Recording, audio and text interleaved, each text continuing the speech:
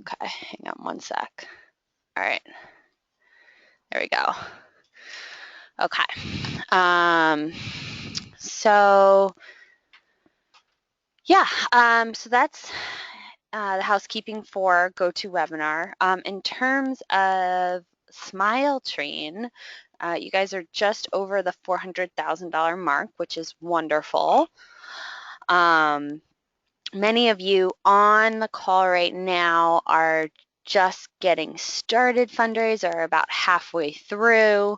So you guys are not alone. We have a lot of people right at the $1,000 mark. So if you're nervous about fundraising, you're definitely not alone. And make sure you use that Facebook group to ask your friends and teammates for advice. And people will start to pay attention to your posts and emails now that it's actually getting closer and November is actually going to happen in people's mind. So have no fear, and please reach out to us, Lindsay or myself, or even your alumni ambassador. It's that other person you've been getting emails from. They are full of advice. Their whole job is to just help you with fundraising, so there's no silly questions. And I know that goes for Earl too. There's no silly questions with training. Love silly questions. Yeah, we think we've heard them all, but then, there's always that one. So the other thing is just a reminder, by now everyone should have gotten that active email. If you haven't gotten it, don't panic. We have a link that we can just send to you, and then you can go ahead and register online. If any of the discounts are not working for you, like the Tri-Bike or the Xterra, just let us know. But again, that Tri-Bike transport is $40 off. The Garmin has a huge discount. It's over $100. I need to know about the Garmin by the end of the day if you're interested in getting that 920 to fill out that survey so we can go ahead and get that ordered for everyone. I think that is it in terms of logistics and things we need right now. But if anybody has any questions about that, you can chat me in that little chat box. Okay. With that, I'm going to turn it over to you, Earl. I'm going to give you control. Boy. Hold on one sec. Where'd you go? Make presenter. We have a bunch of staff coming back from maternity leave today, so it's a little noisy over here. All right, Earl, unmuting you. And do you have control, Earl? I got it. Okay. All right, you ready to see my screen? Here we go. Tell me if you can see it. Should be able to. It's up. Up? Yep. Is there a big blue screen? Yep. So, welcome everybody. I'm assuming one of two things. You're either listening in because you just did your metric or because you're going to do it in the very, very near future. And this is one of my favorite workouts of the year. This is the first of two, so you did this one this weekend. We'll do another one in about 4 weeks out from the race. So what we want to do today is we want to go through a little bit of the kind of why we did it and what to do with it now so that you can start to build your race brain. Ultimately, your body gets fitter by doing activities, but when it comes down to racing, it really comes down to your plan, especially at this distance. I encourage everyone to think of the Ironman not as a race or as a triathlon, but if you read kind of like the old reviews of Ironman, this is an ultra distance event. So you think of this, when you think about somebody doing an ultra marathon or a 50-mile race, a lot of times we think about how crazy that is and how long they're out there and all the things they have to do to keep going. And then we do an Ironman and we don't think of it in the same terms. This workout gives us the opportunity to experience, 2/3 of the distance, but most importantly, it gives us a chance to run the longest we ever will off the bike, which really shows us a real look into what our day can be. And that's really the focus of it. So, we're going to scroll through here. This is a little bit of what you did. And as Sarah said, let me preface this. There are no silly questions because if you have a silly question, I guarantee somebody else has the same silly question. And more importantly, this is very informal, so if you have a question, please raise your hand and we'll try to clarify. At the end, if nobody has anything to ask, what I'd like some of you guys to do is think about sharing what your experience was with your metric to help some of the other folks on the webinar listen in and learn a little bit. So here we go. What you did, we did a 2,400 meter swim to mock the 2.4 mile swim.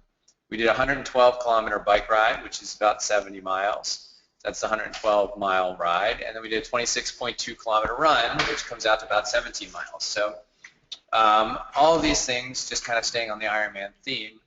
And this is an old workout. This isn't something that I made up, as much as I'd love to take credit for it. But this is something that's been around for a while. It's a final marker for those training for the iron distance. We complete all three of these disciplines and the fourth. So there's a quiz there. If you can tell me what the fourth is, maybe you can type it into your answer box. Sarah's going to give you a Smile Train hat. The fourth discipline, and we do them consecutively, and we do them at your race effort. That's really important. It's a great way and a safe way to gauge how well your training is going and to identify specific opportunities that we can take advantage of for your race day. You know, the nice thing about doing it consecutive, and for those that haven't done it or those that are looking for the next one of the really important things is that we treat it as a race. So you saw, like, the way that we set up the weekend, we had you do a pre-race day on Saturday and do the metric the next day. So what you're doing is you're gauging everything from the anticipation the day before the race to the foods that you eat the day before the race, how you hydrate, how you prepare, and then how that affects your performance the next day. I just got off the phone with a guy who did Ironman Chattanooga, super fast, great athlete, but he cramped up for the run, and he ran probably 30 minutes slower than he should have because of the cramps. And when we dig into what he did, you know, the two things missing pieces were he was starting to feel soreness and a lack of flexibility in the last couple weeks leading up. But more importantly, the day before the race, his hydration was only water, and he didn't have any electrolytes or anything like that. And we think that may have had one of the bigger impacts on the cramping. So it's that type of evaluation that we want you to have as you go ahead and move into your next phase.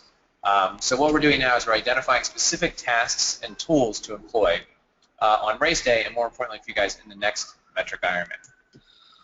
So some key indicators of success and learning. The general indicators we look at are your pacing, your nutrition, and your mindset. And I know it sounds like I'm under attack here, but I work on 23rd Street in Manhattan, so I apologize for the sirens that are going by.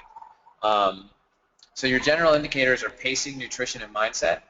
And then our ultimate goal is just like we did in the beginning of the season. We want to identify your strengths, your weaknesses, and your opportunities as we move ahead. So for the swim, we want to ask very specific questions. We want to know, did you warm up before your swim? Did I start too fast? Did I start too slow? How long did it take me to get to, one, accept the challenge ahead? I've got a nice continuous swim ahead of me. And B, get into a confident swimming rhythm. So feeling like I'm smooth, feeling like I'm starting my day off, my nice long day, at a rate that is doable and is something that's going to put me in a good spot. Did you sight well? If you had the opportunity to swim out in the open water, that's great. So you can practice your sighting, but you can still practice your sighting in the pool as well. And then, you know, did you slow down or stop or need a break at any point during the swim? Those are really important questions to ask yourself because all those things are going to help us build a strategy for your actual swim on race day. We can also do some work to shore up some of the difficulties. So if you did have to stop, do we need to do more swimming? How do we evaluate that? The most important question when you're talking about your swim, though, is the very important thing, which is upon exiting the water, I felt like what? You know, how did you feel? Did you feel like, great, I'm ready for the rest of my day? I can't wait to get on my bike and go? Or did you enter depleted and wasted and already needing a break? Important question. On the bike, as we head off, similar questions. Did I start out too fast? Did I have the appropriate clothing? You know, temperatures in Arizona are going to be very interesting. It's a cold swim, a cold morning, but you're going into Arizona heat during the day, so we're going to have to evaluate that. Did you apply your sunscreen and lube in the appropriate places? Very important thing to know. And then same question as the swim. How long did it take for me to accept the challenge ahead? And how long did it take for me to get into a confident riding rhythm? That's so key for these long distance events, finding your rhythm. Other important questions. Did my cycling skills hold up? Was I nervous during downhills, windy conditions, and crowded conditions? How do I handle traffic? These are general questions that you can ask about your riding in general, but also how did it affect you right during that day? Because sometimes on race day, we're a little more focused, we're a little more in the moment, and that allows us to have better skills, get rid of the nerves.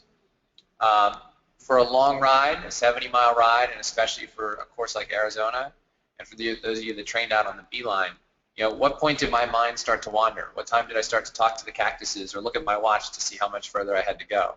And then how do I bring myself back to the task at hand? How did I refocus, set myself forward, and identify my next goals? How was my nutrition? How did I carry my nutrition on the bike? Does that work, or do I need to adjust?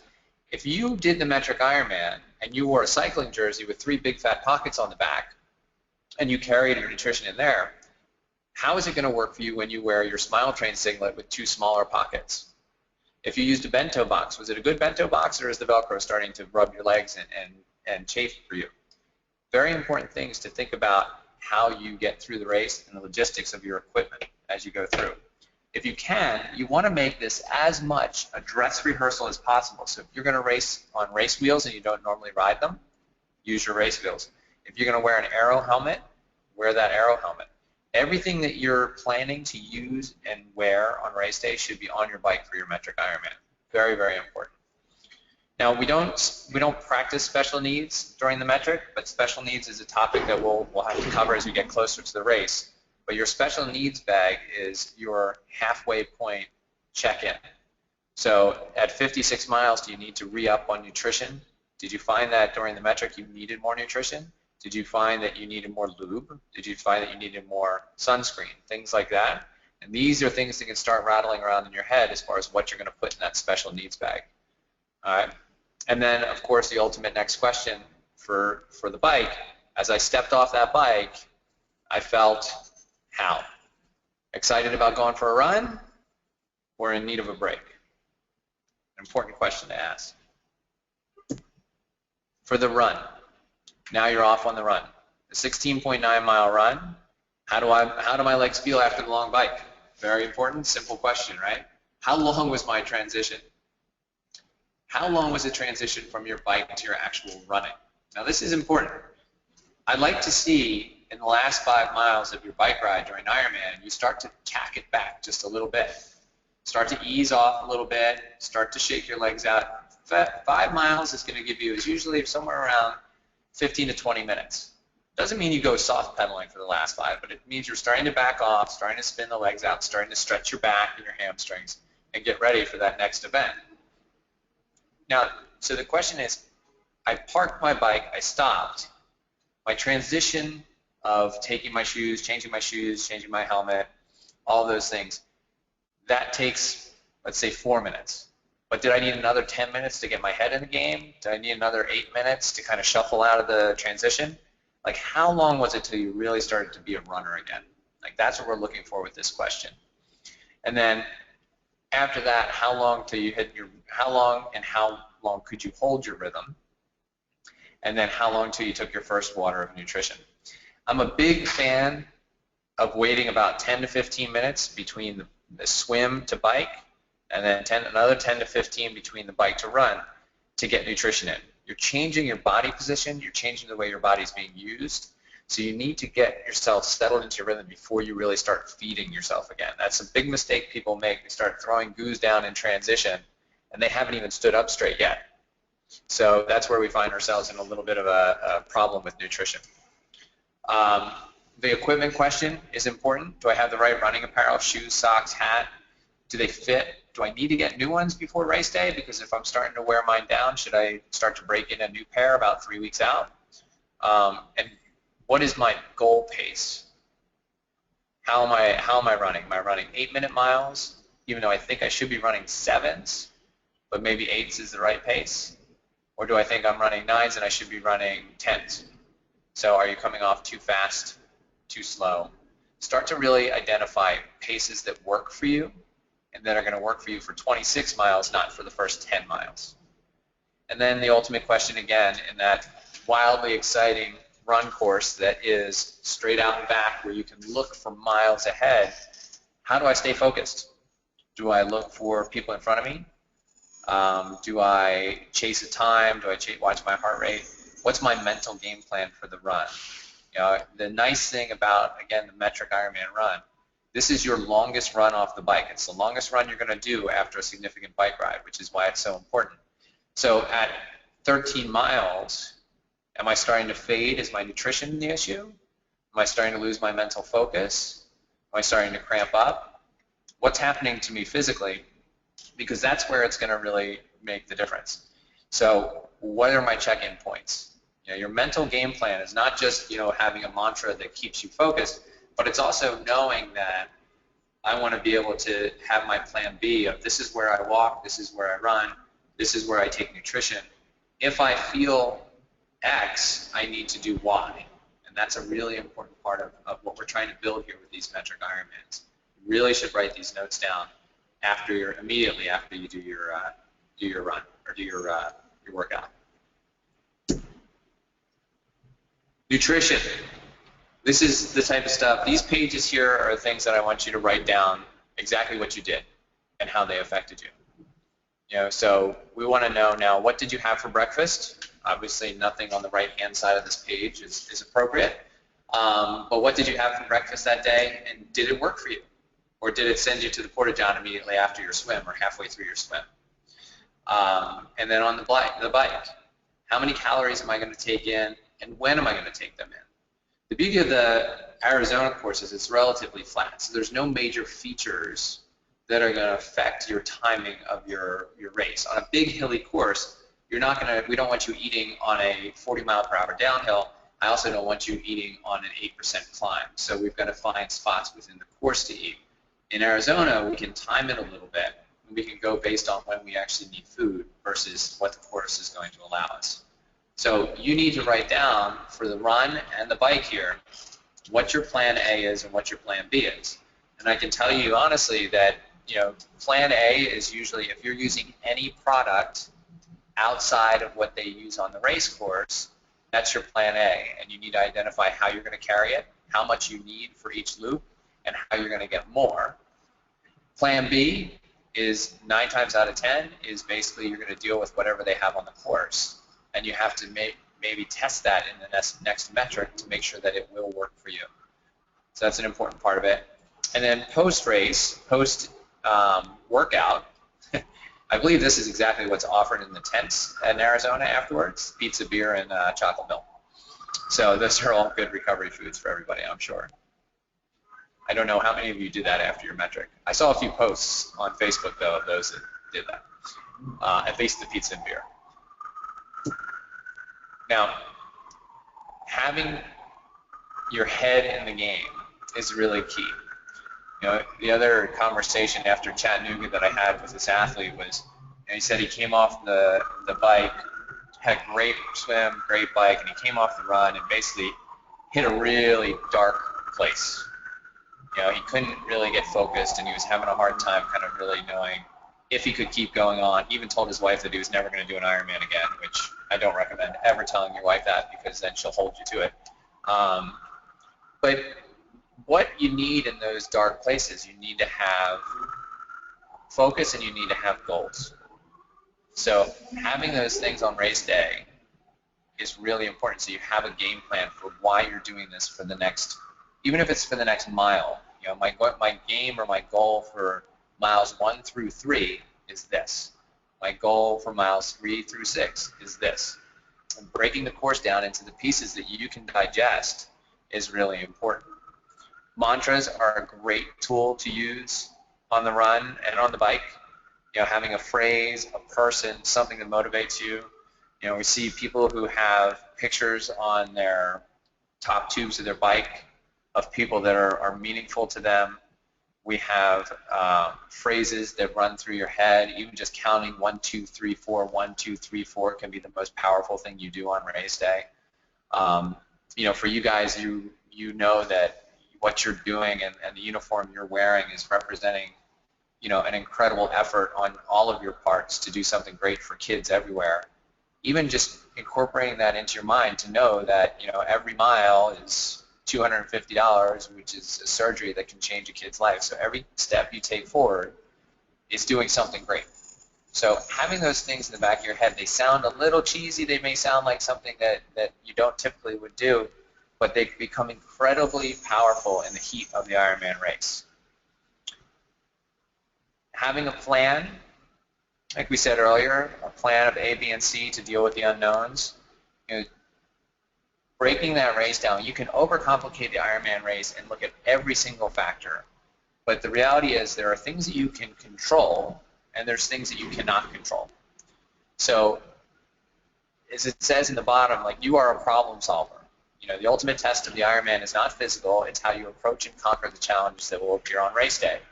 You can't control the wind on the Beeline Highway. You can't control the temperature of the water. And you can't control how long the run is going to take you as you turn those corners and look down that long road. What you can control is how you approach each one of those challenges. So when the wind picks up, you've got to practice how you're going to motivate yourself through the wind. When the heat picks up, you've got to solve the problem of the heat. You need to know how to change a flat tire. You need to know what to do if your stomach begins to feel a little bit funny or your stomach goes south. And we'll talk about these things as we get closer. We're going to do webinars to talk about a lot of these details. But again, going back to what the point of the metric is, you faced, all these little problems in a micro environment, in a smaller, closer, easier to deal with environment. So now how would you deal with them on race day? And start to build that library of skills and tools that you would pull out to help yourself through that Ironman day. Now, the next steps, based on what you've done, is we want to do a similar tool that we did in the beginning of the season. We want to identify your strengths, your weaknesses, and your opportunities.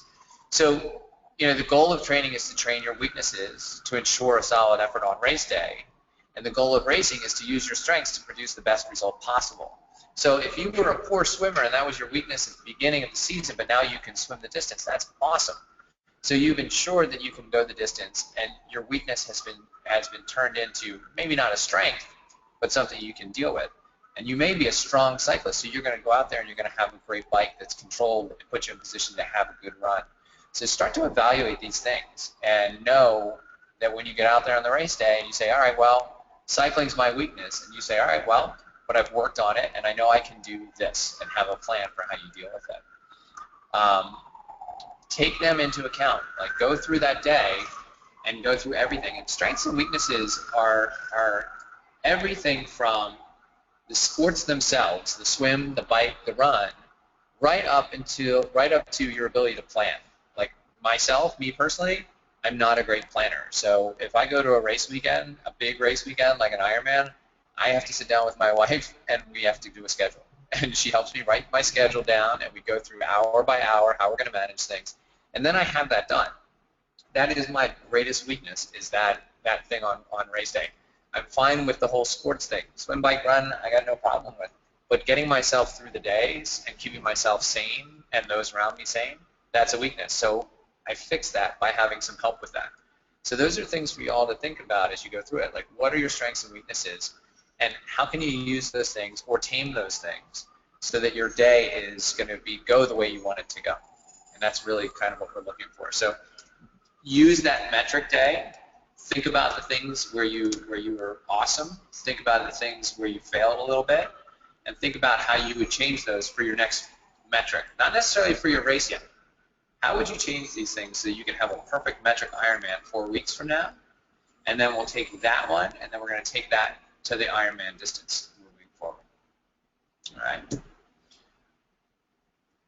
Now, I know that was a short presentation for your long workout, but what I really did want to hear is some of the experiences. I've had a couple of exchanges with people about their experience with the metric, and a couple of people have asked me questions about how to do their metric who haven't had a chance to do it yet. But I thought maybe we'd leave it open here, Sarah, and see if people had some comments or questions that we could, or some experiences that we could share with the group and talk through. Sure. So if anybody has a question, you can either use the chat box or you can raise your hand on the webinar. And then I can ask Earl the question for you if you just want to chat it there.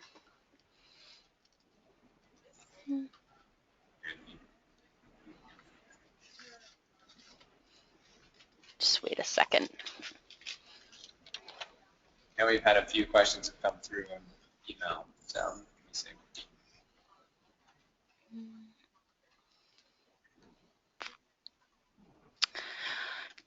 No one has asked any questions yet, but do you want to use some of the questions you have from email?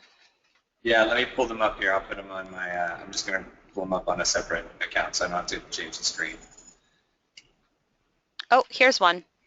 How do you recommend hydrating on race day if you nail it from the day before? If you nail it. How do you recommend hydrating on race day? Oh, water, Gatorade, Coke, Red Bull. So I think what Rob means, if you nail it from the day before, then you come into the race all hydrated, and then what do you recommend? And he just did Super Frog this weekend, which was an Ironman event now, and what he saw on the course was water, Gatorade, Coke, and Red Bull. Yes. So the typically all this stuff becomes very personal as far as like, making it perfectly optimal. But in the general sense, what I like to see from a hydration standpoint is I always like to see you, obviously, if I see you on Saturday or on Friday before the race, I'd like to see a water bottle in your hand. I'd like to see that water bottle in your hand. And one of the great things, products out there is something called Noon, which is Noon tablets. Super easy to carry. And what you do is you carry the Noon tablets. They come in this little handy case. And for every bottle of water that you drink, you take one of the Noon tablets, you put it in your bottle, and then you fill it up with water again. And then you have an electrolyte drink. So the days before, one of the things that people do is they overhydrate. So what happens is they flush all the electrolytes from their system, and they actually end up at a deficit instead of, they're super hydrated, but they're at a deficit from an electrolyte standpoint because they've flushed. So they're going to the bathroom every hour and basically, flushing their system clean. So the day before, we want to see a mix, water and an electrolyte drink, whether it's Gatorade or Noon or something else. That's an easy way to do it. I would avoid things like alcohol. Obviously, alcohol is something that you don't want. It's too much sugar in your bloodstream. And then as far as caffeine, keeping the caffeine to a minimum on the day before the race as well, because that's another thing that can just wreak havoc with your digestive system as far as just forcing you or making you go to the bathroom more often than you might want to. On race day, hydrating, it's the same formula the day before the race. I like to see, the pre-race nutrition for me is typically, if you're going to eat anything solid, you're going to want to have that 2 to 3 hours before your race starts. I know you're like, wait a second, the race starts at 6:30. Does that mean I'm eating breakfast at 3:30? Yes, that's what that means. So you're going to have a little bit of solids, and then every hour you kind of think of it as going from solid to liquid. So let's say you have a solid at 3:30, maybe it's something like a piece of bread with peanut butter or something like that, and maybe the next hour you might have something that is more like a goo type thing, maybe a smoothie, or you have something like, if it's yogurt is your thing, although I'm not a big fan of yogurt. And then you're moving into just pure fluids, so drinking things like drinking your Gatorade and your water as you head up to the race start. The majority of your calories should be in during the day before, not meaning that you should be eating a monstrous dinner the day before, but you should have a big lunch and then a smaller dinner, and then you're trying to like ease your body away from big things that are going to be sitting in your gut. On race day, having your hydration system, I'm a big fan of water in your hydration system. Some coaches are arguing It should all be electrolytes. I like to have water, especially on the hot race, because if I need to pour water on myself or I need to get water on my body because I'm hot, then I have it with me. And then as far as caffeine goes, having caffeine about midway through your bike, not necessarily a Coke or a Red Bull at that point, but if you have a caffeine tablet or something to that effect, midway through the bike gives you a spike. It can keep you focused. It goes back to what helps you stay focused. And you're also having something to look forward to. And then on the run course, having a Coke or a Red Bull, I love Red Bull. I think it's a wonderful product. And I think it does great things for racing because I think it provides a lot of focus. So caffeine in the form of Coke or Red Bull is something we typically hold for later in the day. One of the challenges with caffeine is that once you start taking caffeine in, you want to make sure that you're able to continue to take it in. So if you find yourself, because once it takes you up, it can also drop you down. So caffeine has a pretty good long life in it. So if you drink, let's say you have a caffeine tab midway through the bike, that should carry you probably to the halfway point of the run course, or at least 2 hours into the run course, and then you should be able to get Coke or Red Bull at the aid stations as you go through, and small doses, not big, chug. Don't sit there and chug down a Red Bull. Like a couple of sips here and there will help keep you charged up and get you going. So that's kind of like the nutshell of the hydration. But if you want to talk about that offline about your situation and what you're drinking, we can definitely have that conversation. Let's Great. see. Yeah, go ahead and pull up some more. Um, he brought up another point about salt tablets. Do they count as electrolytes days and hours leading up to the race? So I don't know if They you do. want. Okay. They definitely. Let me see here. And So, okay. I was just going to say, Corinne secured a discount for base salt that you guys can take advantage of. I believe it's either 10 to 15% off. And I think it's going to be out on the course, and it's just a great nutrition thing to have and hold on to. And supposedly gets into your system faster. I'm not the expert, but just listened to it many of times. So you can take advantage of that. She posted the code on Facebook. Okay. That's great. A couple of questions that came up from one of the guys was, how many calories per hour, and it's very, obviously, talking about nutrition, and nutrition is such a big part of this. Um, you know, at this point, and I know I've said it, and I think every single email I've sent out in the past year is, you need to test every time you go out for a ride, you should be testing your nutrition products and seeing what works for you and what does not. I mean, at this stage in the game, I would hope that you're at a point where you understand what upsets your stomach, what doesn't, and what then will lead to a good race. So there's nutrition that can get you through, and there's nutrition that can help aid your performance. So if you're using different products, like a Carbo Pro or something like a UCAN or otherwise, you should have tested those products. I would say that the ultimate goal, the first step, is to err on the side of too much.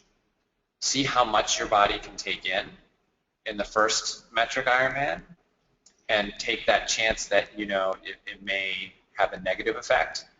There's two schools of thoughts on nutrition. The one school is you basically try to take in as much as you can, up to 300 calories an hour, which is a ton.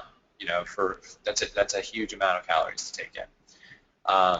The second school of thought is to take in as little as you can. I definitely fall into the belief that the fewer the better, because I think the fewer things I add to my stomach, the less I have mixing around in there to make a mess. So simplicity is one of the key goals with nutrition. And Tony asked me, he said, how many calories per hour? I weigh 185 pounds. So at 185 pounds, if you were to take in we used to use the formula of 2.2 times your lean body weight. So your lean body weight is not your actual body weight.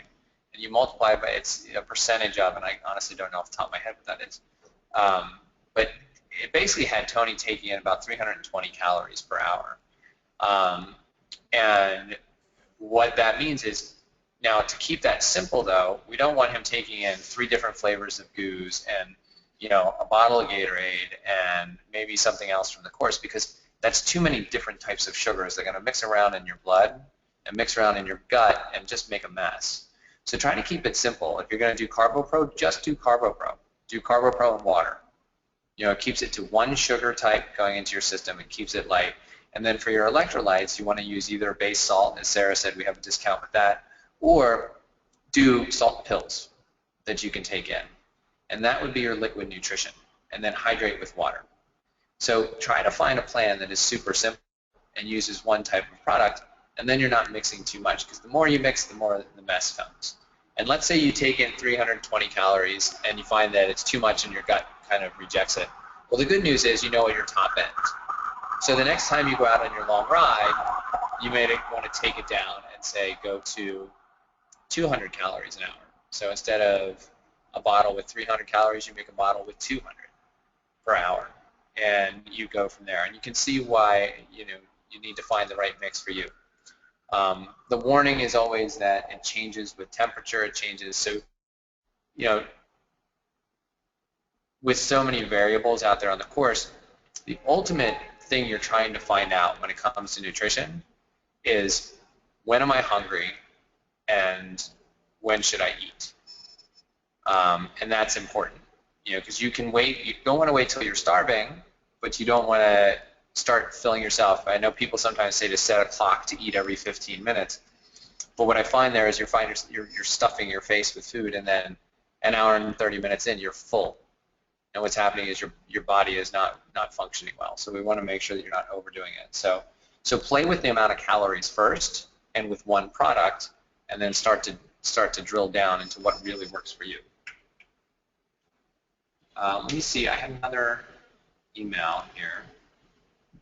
Let's see if I can find it. One second.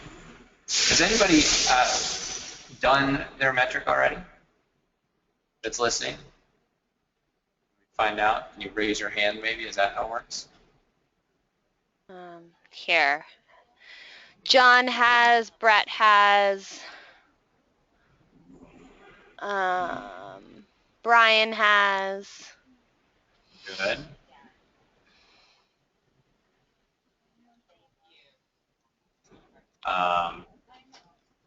And do we know, were we successful with our half Ironmans?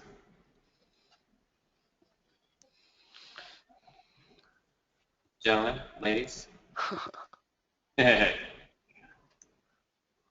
I'll ask the question. This is the question. Where was an area, and I asked this at the camp, Brett, you were there, I think. What went right during your half, or during your metric, guys? What was something you did really well? You can type it in, or you can yell it out.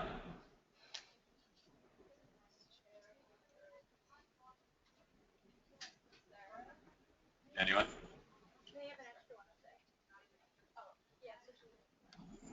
I'm going to say, He said, overall, yes, crazy windy. I was underhydrated at the end. I really could have used a sag support, says Brett. yes, I'm sure. That's good. It's one of the things that we realized in Arizona. It is a dry heat, and the wind tends to suck the fluids out of you and makes you thirsty. So make sure you have enough fluids is a key indicator, for a key thing for the Ironman Arizona race, for sure. So if you can get out on those hot days and do your training, that's a good way to test those things. Brian said, great up until the run, did 7 miles instead of 17, made up 10 miles the following day, all mindset. All mindset. Good, good, good. And that's a really important part of the metric, guys, and I'm not sure if I explain that.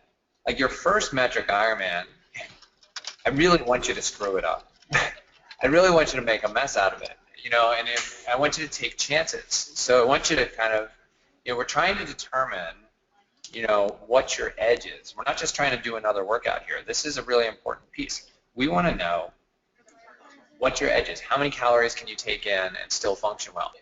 What's your edges with your pacing? How fast can you go before you bonk? What is your edge? Like, how fast can you transition from bike to run? You know, how can you come back from that ledge of I can't go on to make yourself go on? So that's the purpose of that first metric, because then we have that data, then we know what your limits are. And if we know those limits, then we can plan the next metric, and we say, all right, chances are in the next one, you're probably going to go a little bit, maybe you're going to cut your calories a little short. Maybe you're going to pace it a little too easy. And now we've got two bookends that we can work with. And on race day, we can say, all right, I know how it feels to go hard. I know how it feels to go too hard, too easy. I'm going to go just right. And we do, the Goldilocks theory of training, which is I'm going to do it just right. All right, not too hot, not too cold. We want it to be just right. And that's what we're looking for with this workout. So if you think about it in a term of three different things, there's the too hard or the too much metric, there's the too light metric, and then there's Ironman where we go just right. And that's what we're looking for. A couple other people responded. Brett said the swim was wonderful. I went through 20 pounds of fluids. Good. John says swim went well, bad route planning, so I ended up riding 3,000 feet gain instead of 1,800. He said had to use plan B and run walk the 16 took 3 hours. Good. That's tough. That's a tough day. That's good. That's really good. And that goes into another piece of it, which I think I said in the email about the metric, which is try to plan your route before you do it. Like the last thing you want to do is be stopping and wondering where your turns are or not knowing where you're going. Like try to do a route that you know. I mean, we do a lot of times here in New York, we do a lot of out and backs to do our metrics just because it makes it easy execution and the roads are roads we know. And we kind of have a sense of pacing already on those roads. So if you can do a route that you already know, it makes the metric a lot easier to handle and manage. So something to really think about and key in on. So it's a good observation route.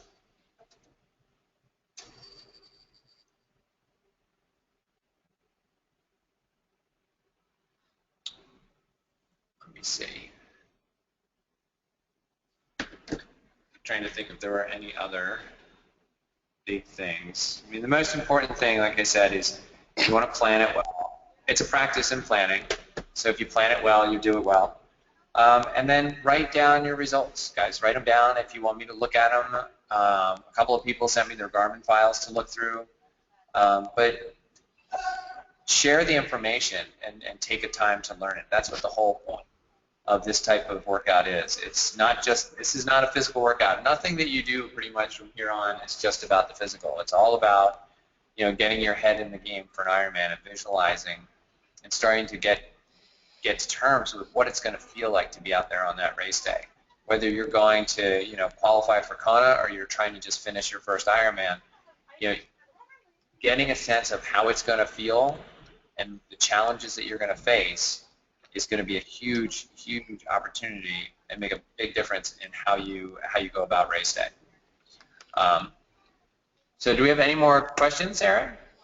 No more questions. John just replied back saying out and back is definitely my next plan. I want to simulate, not stimulate Arizona route better, which is great because the course is 3 loops. So doing the out and back is great mental preparation for them. It is. It is. And if you don't know the course in Arizona, guys, take a look at if you can apply some of your local routes. Like, you don't need to do your metric on some big rolling hilly course. What you want to do is try to, it's all the little keys to Arizona are things like being in your aero position, being able to deal with wind and heat. Those are really keys to having a great race out there. So it's both the bike and run are very, very exposed to the sun, and they are relatively flat for the most part.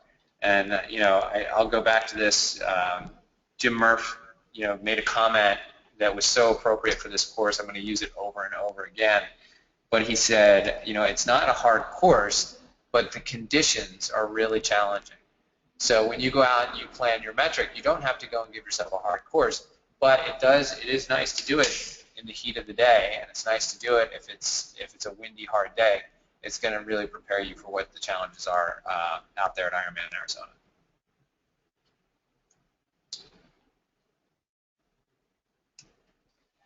So I let's think see. that's it in terms of questions on this side. Anybody else have any more questions for Earl pertaining to the metric? No. Um, so guys, so in the next steps, so you have kind of a down week this week. You've got a 2.4 mile marker swim coming up to give you a sense of how long it's going to take. And then if you don't have the key workouts document, please send me an email and I'll make sure you have it. But it's been sent out with each of the emails and the workout email today as well. But just to give you a sense of what's coming up. But you know, the next metric is 4 weeks away. So it'll be 4 weeks before, well, it's 3 weeks now. 3 weekends from now. You'll have a rest week going into it, and then we'll head into the metric, and that'll be the real practice, everything. So if you have equipment that you want to buy or you're missing anything as far as your kit or your nutrition pieces, use the next 3 weekends of workouts to really experiment with different products. And then for the next metric, that's your dress rehearsal, right? We're only a few weeks out from race day, so that's your real dress rehearsal. We want to have aero bars, aero helmets, zip wheels, and all the fun stuff and toys that you want to buy. Go get them. I'm giving you permission to go shopping. All right. Quick question from Brett. Do I Yeah. still? Said my legs were tingling like crazy after the run, left foot. Do you have any idea what that might be? Left foot is tingling or leg, a whole leg. Uh, Whole leg and foot. what is tingling? My guess is is that I'm not a doctor. So it could be a couple of things, Brett. Most likely it sounds like there's one of two things that happen on longer rides is your your shoes are too tight. Your feet swell when you ride long just as much as they swell when you run long. So you may be buckling your shoes a little too tight and you're leaving them tight, not loosening them up maybe halfway through the ride, and it's causing a pinch around your foot, which is then creating that kind of that falling asleep feeling, that like pins and needles. Um, the other chance is that you may have something to the effect of some kind of nerve pinching, which goes well outside my area of expertise and more into the area of like a physical therapist or a bike fitter to take a look at your bike fit and see if that's part of it. Um, so those would be I think the best route would be to, one, check your shoes first, complete position in your shoes, and then maybe consult a physical therapist or a bike fitter. Great. Cool. Brian says we rock, and thanks for the excellent training. So I agree. Thanks, Brian. You guys are doing great. I love to hear the stories about the metric, and I love that that it was hard and that it challenged you and that we're learning from it. So that's awesome, and it's a great step towards Ironman. Well done, everybody. Good luck with it. And please send me reports. Post some stuff on Facebook for your teammates to see and know how you're doing it, because it makes a huge difference. I get a lot of responses to the Facebook post where somebody says, I saw this person did this. I want to try it. What do you think? So, the teamwork there is really great. So keep that up and keep that kind of community growing. I think it's really awesome. All right. Thank you guys all. And keep fundraising and keep training. We're working on scheduling another webinar, mission related. So stay tuned for in the next week or two so you can see a little bit more about where your money is going. Awesome. All right. We'll talk to you guys soon. Thanks, Earl. Thank you, guys. We'll talk to you soon. Bye. Bye.